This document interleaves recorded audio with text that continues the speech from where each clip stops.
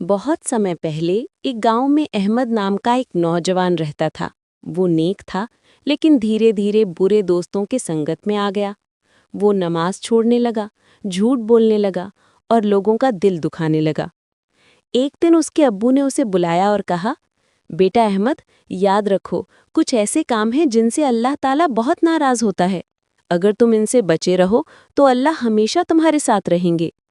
احمد نے پوچھا، ابو، وہ کون سے کام ہیں؟ اس کے ابو نے کہا، بیٹا، پہلا کام جھوٹ بولنا۔ اللہ کو جھوٹ بالکل پسند نہیں۔ جھوٹ انسان کو گناہ کی راہ پر لے جاتا ہے۔ قرآن میں آیا ہے کہ جھوٹے لوگ اللہ کی رحمت سے دور ہیں۔ احمد کو یاد آیا کہ اس نے کئی بار جھوٹ بولا تھا۔ اس نے اسی وقت توبہ کی۔ دوسرا کام ہے نماز چھوڑنا۔ نماز اللہ سے بات کرنے کا ذریعہ ہے۔ جو جان بوجھ کر نماز چھوڑتا ہے، اللہ اس سے نفرت کرتا ہے۔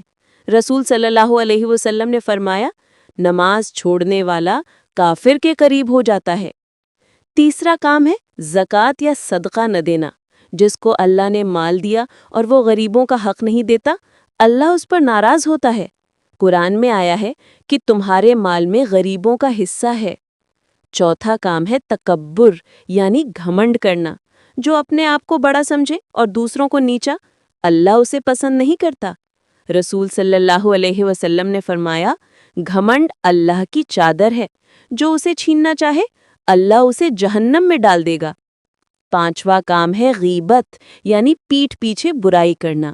کسی کی غیر حاضری میں برائی کرنا ایسے ہے جیسے اپنے مردہ بھائی کا گوشت کھانا۔ اللہ نے فرمایا، کیا تم اپنے مردہ بھائی کا گوشت کھانا پسند کرو گے؟